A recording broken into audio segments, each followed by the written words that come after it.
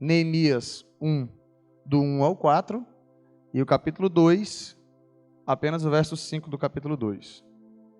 Diz assim a palavra do Senhor: No mês de Quisleu, no 20º ano, enquanto eu estava na cidade de Suzã, Anani, um dos meus irmãos, veio de Judá com alguns outros homens, e eu lhes perguntei acerca dos judeus que restaram, os sobreviventes do cativeiro, e também sobre Jerusalém. E eles me responderam: aqueles que sobreviveram ao cativeiro e estão lá na província passam por grande sofrimento e humilhação. O muro de Jerusalém foi derrubado e suas portas foram destruídas pelo fogo. Quando ouvi essas coisas, sentei-me e chorei. Passei dias lamentando-me, jejuando e orando ao Deus dos céus. Capítulo 2, verso 5. E respondi ao rei: se for do agrado do rei, e se o seu servo puder contar com a sua benevolência, que ele me deixe ir à cidade onde meus pais estão enterrados, em Judá, para que eu possa reconstruí-la. Amém. Quem aqui é líder ou deseja ser líder, espera ser líder? De repente, levante sua mão aqui. Quem é líder?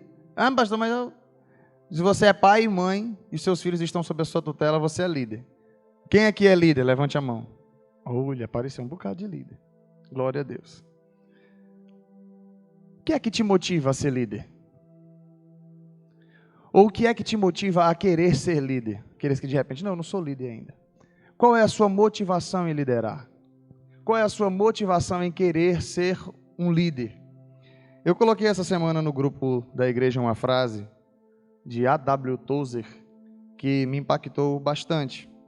Eu gostaria que você refletisse em cada palavra. Diz o seguinte: o verdadeiro líder, digno de confiança, é provavelmente o que não deseja ser líder, mas é forçado a assumir uma posição de liderança graças à pressão interior do Espírito Santo e à urgência da situação externa.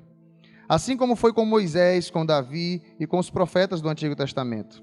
Creio que, desde os dias de Paulo até hoje, dificilmente houve um grande líder, a não ser o que foi recrutado para esse trabalho pelo Espírito Santo e comissionado pelo Senhor da Igreja a ocupar essa posição, a qual seu coração estava pouco inclinado.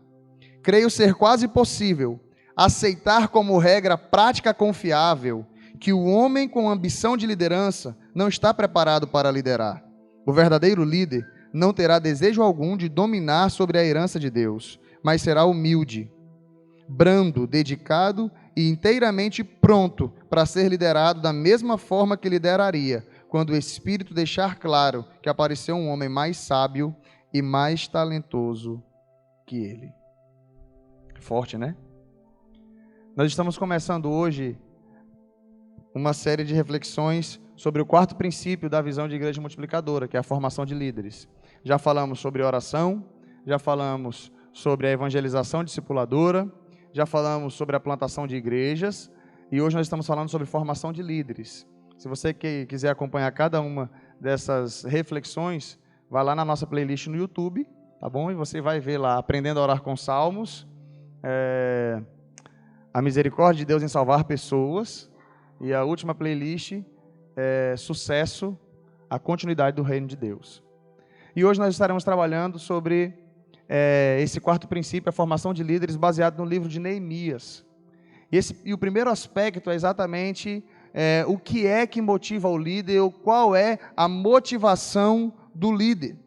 Irmãos, a melhor forma de você treinar líderes, formar líderes, é através do relacionamento discipulador, RD.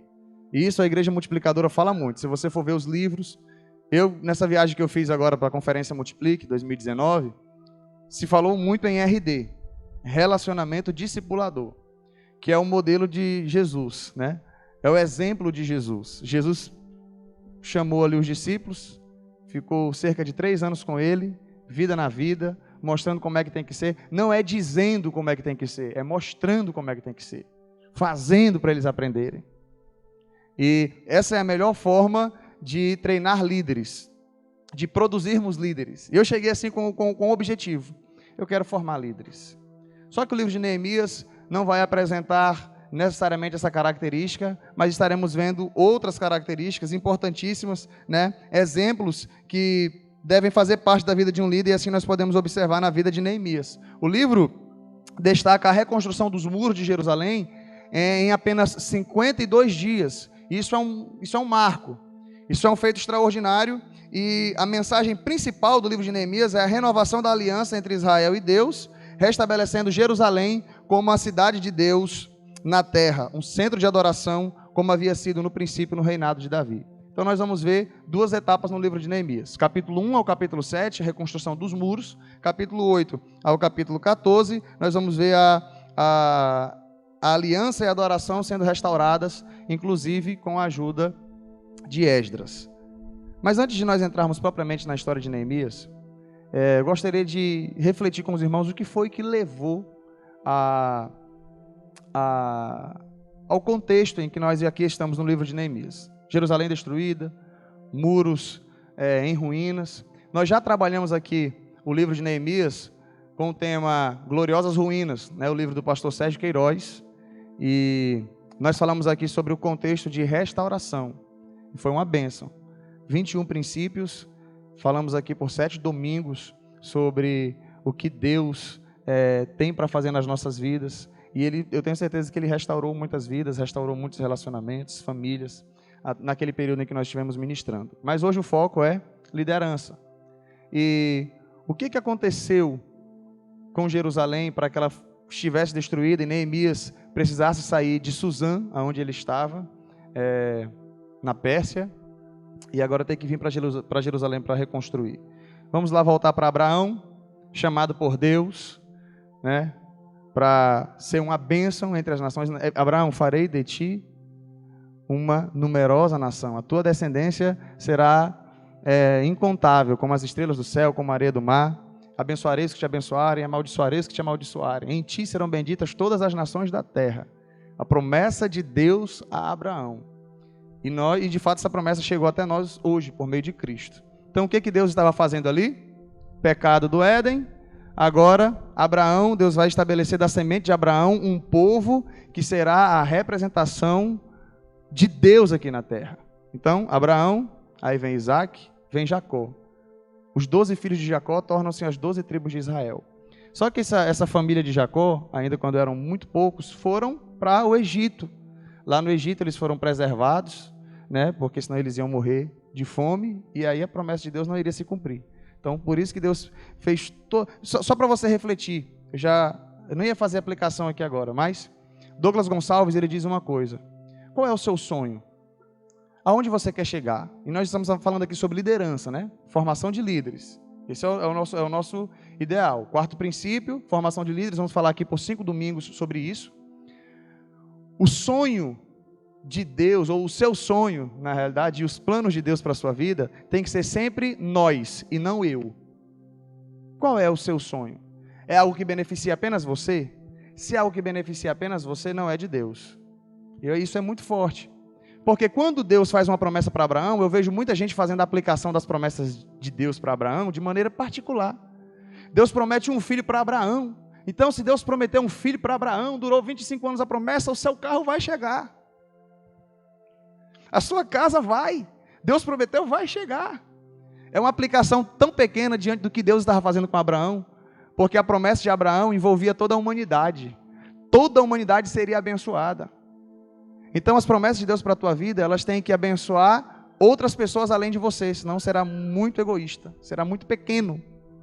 Deus fala para Abraão, da promessa dele, vem Isaac, de Isaac vem Jacó. Deus pega José, dá sonhos para José, né? José, um grande homem, leva para o Egito. Qual era o objetivo de José no Egito? Já pegou para pensar? Que se José não tivesse no Egito, a descendência de Jacó, a descendência de Abraão teria perecido por causa da fome, como muita gente estava morrendo. Deus pega aquele povo, aquela família ainda, leva para o Egito, preserva eles lá eles crescem, lá eles se multiplicam. Por 400 anos eles são escravizados. Aí Deus levanta Moisés, a gente conhece a história, tira o povo da escravidão, leva para a terra prometida, E aí tem um período de juízes, tem agora um período de reis. E esses reis, né, vemos aí, tem Saul, tem Davi, Salomão, vem Roboão, né, como permissão de Deus ali, Deus permite que o reino seja dividido, e aí nós temos reino do norte e reino do sul. Reino do norte, vários e vários reis desagradando a Deus. Reino do sul, vários e vários reis desagradando a Deus. Reino do norte, capital em Samaria. Reino do sul, capital em Jerusalém. Reino do norte foi primeiro capturado pelos assírios e foram dispersos. Aí nesse período muitos judeus se misturaram, israelitas se misturaram com outros povos, e aí por isso a rixa que existe lá na frente entre os judeus e os samaritanos. Judeus em 586 são capturados pelos babilônicos. Nabucodonosor leva muitos, destrói Jerusalém, destrói o templo, destrói os muros e leva muita gente para a Babilônia. Passa 70 anos, é o exílio, chamado exílio babilônico. Deus levanta um homem chamado Ciro, né, que aí já o Império Babilônico cai, e agora o Império Medo-Persa cresce, e Ciro, o Persa, começa a levar o pessoal de volta para Jerusalém. Esdras, Zorobabel constrói o templo, né? Zorobabel constrói o templo em Jerusalém, mas Neemias, ele está lá na Pérsia, como copeiro do rei, né? Não quis voltar para casa nesse primeiro momento. Estava muito bem estabelecido. E aí a gente entra no capítulo 1. Jerusalém havia sido destruída, os muros ainda em ruínas. E ele sente um incômodo quando ele faz uma pergunta para os enviados, né? Anani, um deles. E ele diz: a cidade está em ruínas, os muros destruídos. E aí a gente entra mais precisamente na história de Neemias, e o tema dessa ministração é: o que motiva o líder é a causa.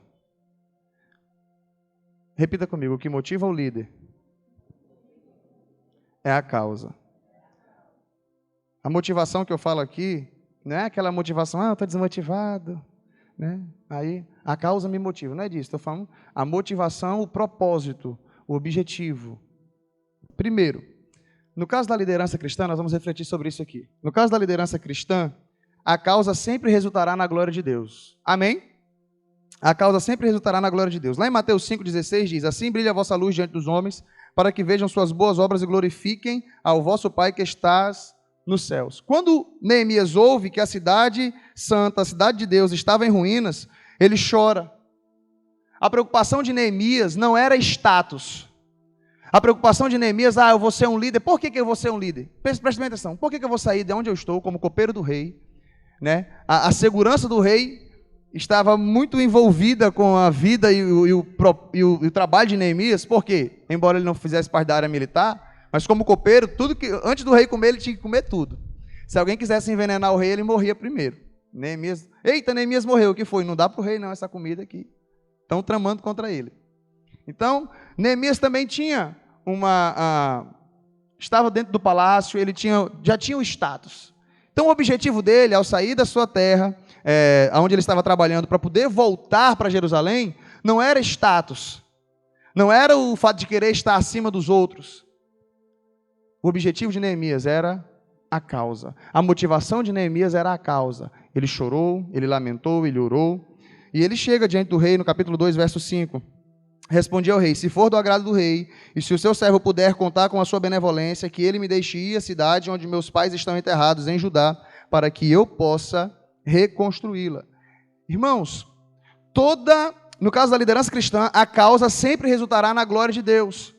Jerusalém em ruínas, os muros destruídos, estavam passando um recado para o povo. Olha aí, a cidade de Deus como é que está. Olha a cidade do Senhor dos Exércitos como é que está. Olha a cidade, né, do povo que se diz, o povo de Yahvé. Ela está destruída.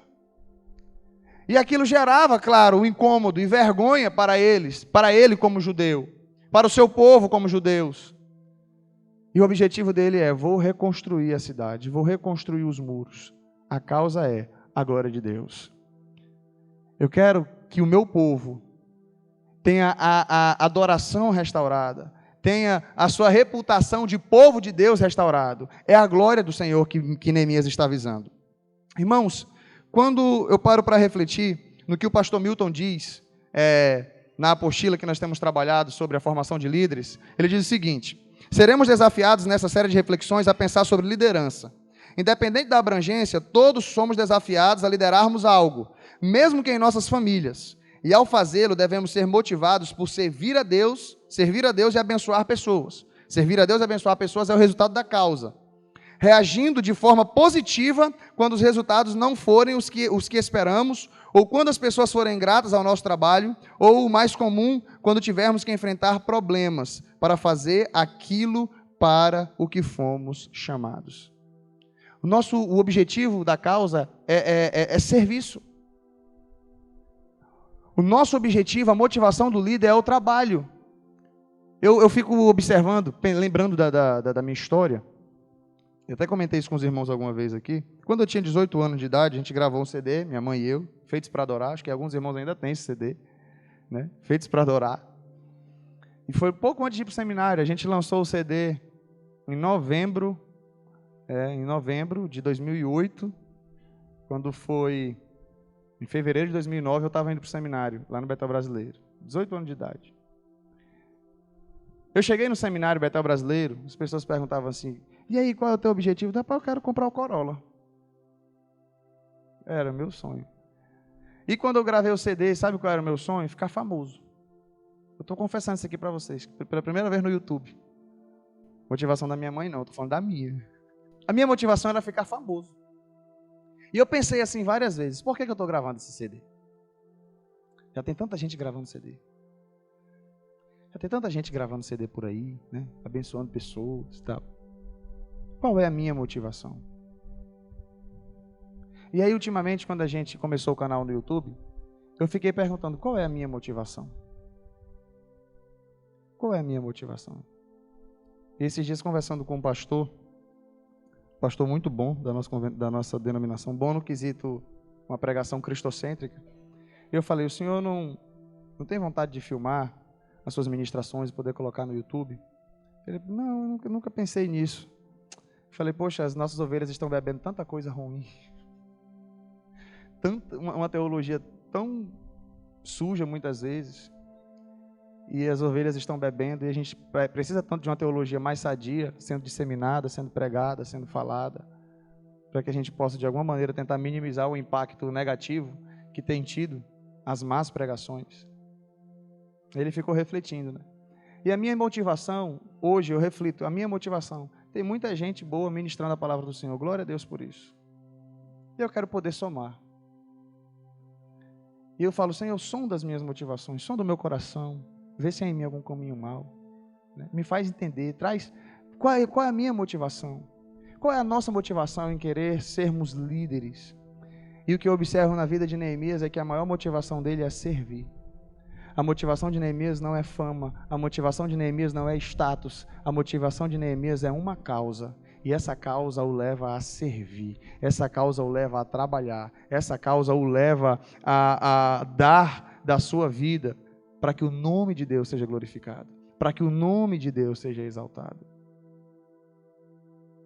Qual tem sido a sua motivação ao servir a Deus, né? Esse servir você faz entre aspas? O servir a Deus é entre aspas?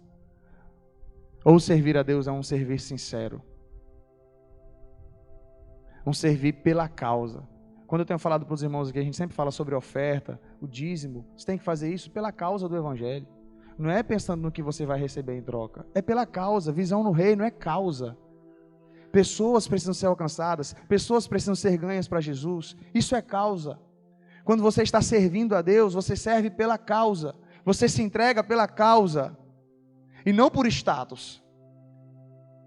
Quando nós estamos falando sobre liderança, sobre formação de líderes, é exatamente isso. Líderes que tenham um desejo de servir com aquilo que o Senhor Deus colocou nas tuas mãos. E esse era o objetivo de Neemias. A glória de Deus, exaltar o nome de Deus, a restauração de Jerusalém, a reconstrução dos muros de Jerusalém, resultaria na glória de Deus, na exaltação de Deus. Segunda coisa que eu reflito nesse texto é que a causa nos faz chorar.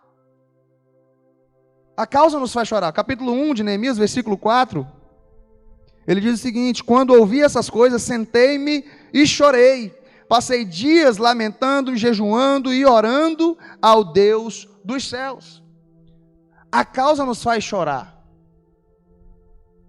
Tem muito líder que não chora por suas ovelhas. Você já ouviu aquela história de... Eu já ouvi vi muitos professores chegarem na minha sala, né? Tinha cada peça terrível na minha classe. Hoje está pior, porque parece que a geração vai só piorando, né? Fico imaginando. Se há um tempo atrás já era tão ruim, né? Mas a gente respeitava o professor. Hoje em dia, o professor leva cadeirada, né? Meio monte de coisa, só Jesus na causa. Mas muitos professores chegavam assim e falavam: eu estou aqui para receber o meu salário. Quem quiser, quer, quem não quer, sai. E era assim, eles deixavam bem claro: eu estou aqui por conta do salário, não estou nem aí para vocês. Nossa, ainda bem que eu quero estudar, né? Aí eu estudava, mas os outros tava ruim na fita. E eu tive um professor recentemente na faculdade, que ele chegou assim e falou na sala de aula: eu estou aqui porque eu quero ver a formação de vocês. Eu poderia fazer o meu trabalho mal feito, cumprir minha carga horária e ir embora, porque eu sei que tem muitos de vocês aqui que não querem. Mas eu estou visando o futuro de vocês. A aula dele era cheia, muita gente. Agora ele colocava a regra, ele era chato. Ele sabia, dominava o assunto, domina o assunto. Produção acadêmica dele assim de alto nível, está sempre produzindo, está sempre viajando. Mas ele disse uma coisa: eu tenho um comprometimento com a formação de vocês, porque eu quero ver profissionais agindo de maneira digna. Aí ele falava bem assim: aluno que me quiser como orientador, vai para o estágio, isso lá no curso de História, né? Vai para o estágio, vai fazer tudo direitinho, porque tem professor que chega: não, deixa que eu assino. Não assina não, ele vai assistir as aulas. Ele vai fazer relatório, vai fazer tudo. Não quero ninguém assinando por ele aqui para dizer que ele veio, sendo que ele vai estar presente. Eu estou preocupado não é que ele passe não é que ele se forme, eu estou preocupado é com qual vai ser a qualidade da formação dele. E eu falei: esse aí, ele está na profissão pela causa. Não é pela renda, não é pelo status, é pela causa. Ele tem um compromisso. Formação vou colocar aqui, né? Estamos falando de líderes. Formação de líderes, no caso dele, formação de profissionais que possam servir com dedicação e possam vender o produto de maneira autêntica. Senão você vai estar colocando o seu filho para assistir uma aula com profissionais que não estudaram bem, não fizeram seu dever de casa, não fizeram o que deveriam fazer, porque eles também tiveram maus líderes que não cobraram deles quando deveriam ter cobrado. Então a causa muitas vezes nos faz chorar. Tem professor aqui que chora pelas condições em que muitas vezes vê os seus alunos. E nós, como líderes, nós precisamos chorar por muita situação que muitas vezes enfrentamos. Sabe, irmãos, tem pastores que não estão nem aí para a igreja, tem pastores que não estão nem aí para ovelhas. E quando nós estamos falando e temos falado sobre o crescimento da nossa igreja, né, o trabalho de pequenos grupos, absorvendo princípios, aí você fala assim: eu quero ser um líder de pequeno grupo. Você tem que chorar pelas suas ovelhas. Eu quero ser um líder de pequeno grupo. Você tem que amar essas pessoas, as ovelhas que eu falo, os discípulos, as pessoas que estarão ali juntamente com você, aprendendo, estando junto. Quando eu saí de Medicilândia para cá, não foi muito fácil para mim, porque a igreja estava bem lá, tudo bem tranquilo, né? Financeiramente bem organizada, a gente estava com sonhos, com planejamentos e tudo. Foi até um baque para os irmãos quando eu cheguei e disse que ia sair, porque eu não tinha preparado eles para isso. A gente estava sonhando, estava de vento em popa, tudo andando bem, né? Fluindo naturalmente. E quando eu vim para cá, né, os irmãos entendem que naquele contexto era bem mais difícil. Graças a Deus hoje está bem melhor. Mas para mim foi desafiador sair de lá para vir para cá, né? A minha remuneração, a convenção precisou ajudar por 6 meses. E era só por esses 6 meses mesmo, né? A partir de então, continuaria com a igreja. Então, requereu-se um passo de fé. Quando eu cheguei em Medicilândia, daqui, depois da viagem que eu fiz para conhecer a igreja, a missionária ainda tinha ficado lá. Eu cheguei para ela: vamos orar agora, vamos. Ficamos uma semana de oração, buscando o Senhor para poder entender o que Ele queria de nós. E teve alguns momentos que eu pensei assim: eu não vou arriscar, vou ficar aqui, tá bom. A nossa cidade é uma cidade pequena.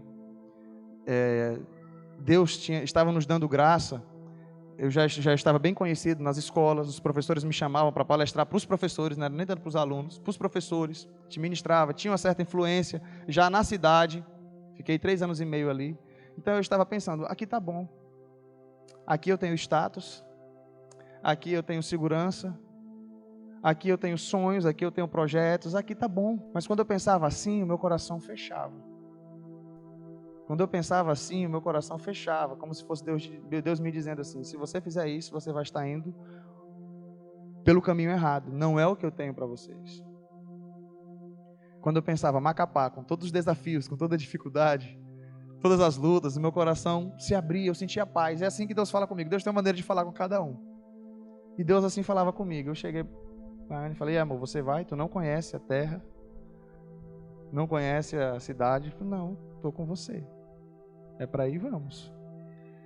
E assim nós viemos. E aqui nós estamos. E aqui o Senhor tem nos abençoado. E aqui muros têm sido reconstruídos.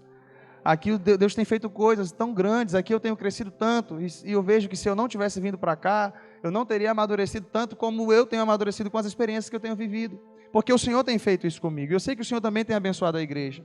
Agora, foi preciso o quê? Olhar para a causa, não para o status. Não como muitas vezes você, vou mudar de emprego. O que eu estou pensando? Será que é na causa ou às vezes no salário? O líder, ele pensa sempre na causa. Eu vou abençoar, eu vou ajudar, eu vou ser bênção naquele lugar. Qual é a minha motivação? Qual é a sua motivação? E eu já chorei aqui muitas vezes, porque a causa nos faz chorar. Já quis desistir aqui algumas vezes. Então, daqui a pouco já quis desistir. Já chorei muito. Devido às circunstâncias. Mas sabe, é natural. Porque o amor não é no status, não é no que pode acontecer, mas é pela causa. Por vocês que aqui estão e pela glória de Deus principalmente. Martin Luther King disse, quem não tem uma causa pela qual morrer, não tem motivos para viver. E Martin Luther King morreu pela causa que defendia. Ele lutou contra a segregação lá nos Estados Unidos, entre brancos e negros. Martin Luther King ganhou o Prêmio Nobel da Paz, se eu não me engano, salvo engano, de 64. Mas o objetivo dele, quando ele entrou nessa causa, nessa luta, não era ganhar o Prêmio Nobel da Paz. Martin Luther King não estava pensando no status. Martin Luther King não estava pensando no que ele poderia receber de recompensa. O que Martin Luther King queria, como ele diz no célebre discurso dele, I have dream, eu tenho um sonho, é ver negros e brancos andando juntos em harmonia. Essa era a causa, essa era a motivação, esse era o desejo dele. Qual é a sua motivação ao se tornar um líder? Qual é a sua motivação ao querer liderar? Eu quero te dizer uma coisa, quando é a causa, a gente fica. Quando é a causa, a gente chora. Quando é a causa, a gente corre riscos. Quando não é a causa, a gente dá no pé, no primeiro problema. A gente nem chora, porque a motivação não é a causa. E muito menos a glória de Deus. Liderança cristã, a causa resulta na glória de Deus. E terceiro, o que me faz refletir nesse texto, na vida de Neemias, é que a causa nos torna líderes servos. A causa nos torna líderes servos. Capítulo 1, versículo 11, na oração de Neemias, olha o que ele diz ao Senhor. Ele se coloca como servo de Deus. Ele diz o seguinte: Senhor, que os teus ouvidos estejam atentos à oração deste teu servo e à oração dos teus servos que têm prazer em temer o teu nome. Agora vá para o capítulo 5, verso 14 ao verso 19. Diz o seguinte, Neemias 5, do 14 ao 19. Além disso, desde o 20º ano do rei Artaxerxes, quando fui nomeado governador deles na terra de Judá, até o 32º ano do seu reinado, durante 12 anos, nem eu nem meus irmãos comemos a comida destinada ao governador.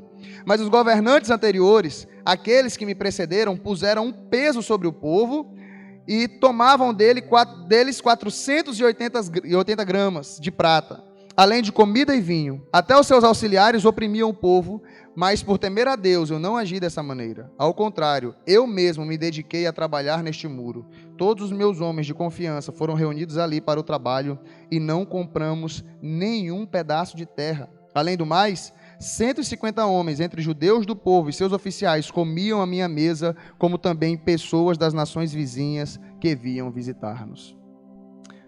A causa nos torna líderes servos. Neemias, como governador, ele tinha o direito de exigir do povo um tributo a mais, 480 gramas aqui no caso de prata, para que ele pudesse comer bem como um governador. Mas ele também tinha bons recursos lá na Pérsia. Sabe o que ele fez? Ele abriu mão da comida do governador. Mais do que isso, chegava remessas de vinho, de comida, e ele colocava pessoas para sentar à sua mesa e comiam com ele. Se você for ver aqui mesmo no capítulo 5, o povo começa a chorar e a reclamar para Neemias o seguinte: olha, nós chegamos e os nossos irmãos exigem juros de nós, porque a gente tem que comer. Os nossos filhos estão sendo vendidos como escravos. Olha o verso 5 do capítulo 5. Apesar de sermos do mesmo sangue dos nossos compatriotas e dos nossos filhos, serem tão bons quanto os deles, ainda assim, temos que sujeitar os nossos filhos e as nossas filhas à escravidão. Irmãos, quando Neemias ouve isso, porque o povo foi exilado, né? Quando eles chegaram, eles tinham que vender as suas terras para poder comer. E aí você fica imaginando, terra era vendida a preço de banana. Quando Neemias coloca lá no versículo 17, eu e meus homens não compramos nem um pedaço de terra. Neemias, ele poderia se valer da situação. Os recursos que ele tinha, vou aproveitar aqui agora e vou comprar muita terra aqui em Jerusalém. Por quê? Estão vendendo barato, estão vendendo para comprar comida. Então, vou me fazer e vou comprar aqui. Sabe que Neemias chegou para os irmãos, para os judeus e falaram: ninguém aqui vai cobrar juro. Acabou a cobrança de juro aqui. Nós não vamos comprar um pedaço de terra, não vamos nos valer em cima da miséria das pessoas. São nossos irmãos, são nossos compatriotas. O que Neemias estava ensinando é: seremos líderes servos. O líder em nenhum momento tem pensamento de se promover. O líder em nenhum momento ele tem o desejo ou que o seu pensamento seja: agora eu vou tripudiar, agora eu vou adquirir status, agora eu vou crescer em cima da causa. Isso é algo natural. Moisés, o crescimento dele foi algo natural. Ele não queria ir. Ele não queria estar à frente do povo. Deus lá o colocou. E o status que ele teve foi algo natural, não era o que ele queria. Davi, até porque, gente, eu vou lhe dizer uma coisa: você enfrentar um Golias, pensando assim, não, mas eu vou ter status. Primeiro, se Davi fosse nesse pensamento, ele ia morrer. Moisés, se ele fosse na força humana, Faraó tinha matado. Não matou porque era Deus que estava preservando ele. Porque o homem era ousado. Chegar diante do Faraó, peitar ele, falando daquilo tudo. E não morrer é porque Deus estava com ele. Líder que pensa no status de duas, uma, ou ele desiste ou ele morre. E não consegue nada. Agora, quando o nosso foco é a causa, o reconhecimento vem. Mas não porque nós o buscamos. É consequência. Porque nós estávamos amando pessoas, glorificando a Deus e dedicados por uma causa. Se Martin Luther King estivesse lutando, pensando no Prêmio Nobel da Paz, talvez ele nem alcançasse isso. Ele até morreu pela causa dele. Foi assassinado. Qual é o seu objetivo ao liderar? Qual é o seu objetivo? Eu estou falando aqui no âmbito geral. No âmbito geral. Você pensa assim: poxa, eu quero tanto ser promovido no meu trabalho. Qual é o objetivo? Não tem gente que está fazendo bem o serviço lá? Não tem. De repente já tem alguém aqui. Eu até conversei com a diretoria quinta-feira. Na nossa próxima assembleia a gente vai fazer uma proposta ousada. Porque eu não quero que no nosso meio haja aquele pensamento assim: eu não sou líder de nenhum departamento, né? Mas um dia a minha hora vai chegar. O que eu quero que haja no nosso pensamento aqui é: eu vou ganhar pessoas para Jesus. Seja um líder na sua casa, com motivações corretas. Eu estou criando meu filho para ser um doutor, para todo mundo ver. Olha que coisa terrível. Estou criando meu filho para ele ser doutor, todo mundo vai ver. Todo mundo vai ver que meu filho vai ser. Se o seu objetivo ao criar o filho é por status, está muito errado. Às vezes tem pais que pensam nisso: não, o meu filho vai crescer, vai me dar muito orgulho, mas o pensamento dele é ele. Quero te dizer uma coisa: seja um líder na sua casa com um objetivo. Eu quero que os meus filhos sirvam a Deus, amem a Deus. Não fique preocupado com status, não. É a causa do Evangelho. A profissão ele tem que ter, porque ele tem que se alimentar. Mas que essa profissão seja para a glória de Deus. Não, meu filho vai ser médico. Ele vai ganhar bem, não é? Mas mais do que isso, a sociedade reconhece isso. Meu filho é muito inteligente para passar, né? Fez o Enem, tá aí, né? Muito. Tem pai que está torcendo para o filho passar no Enem para ele pegar a prova e colocar lá, meu filho. Ele não está preocupado se é para o sustento do filho, né?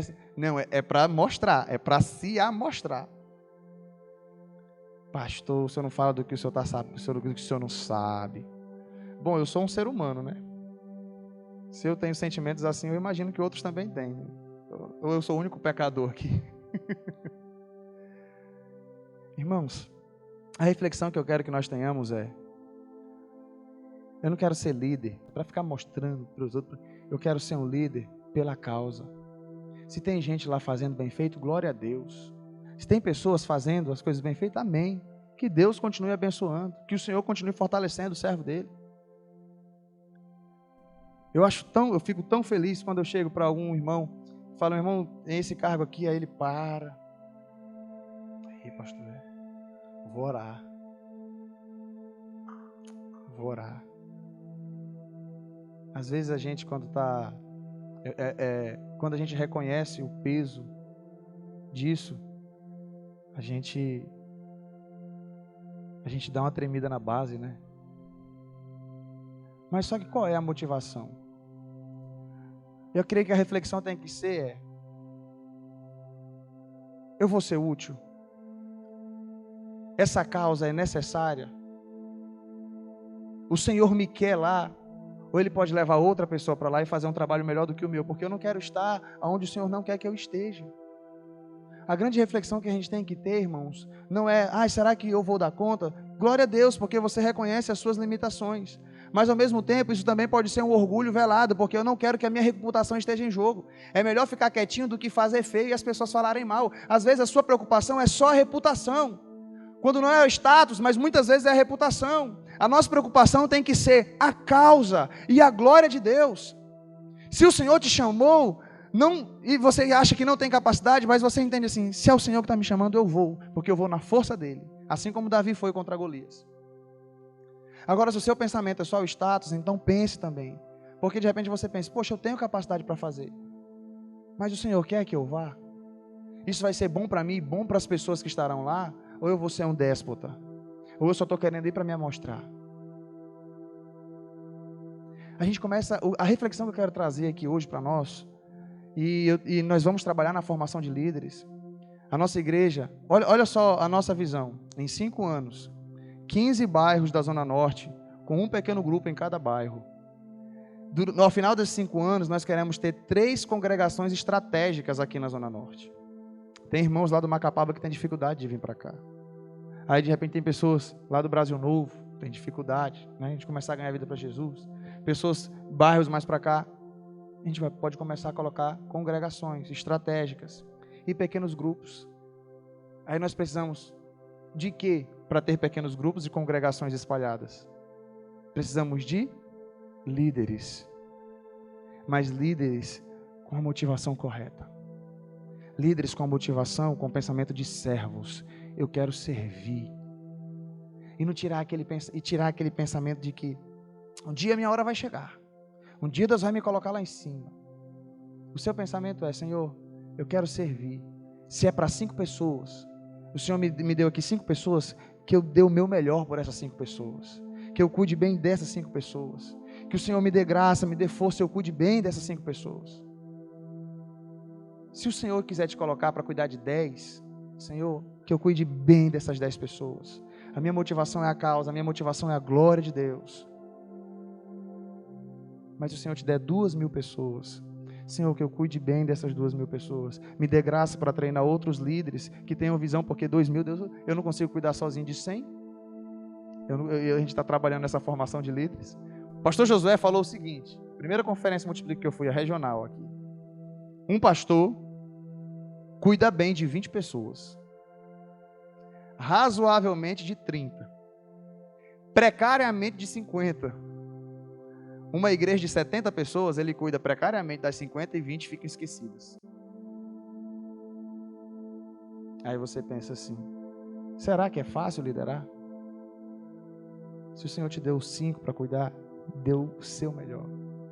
Porque agora eu estou penando, que eu estou tendo que aprender como é que se forma líderes.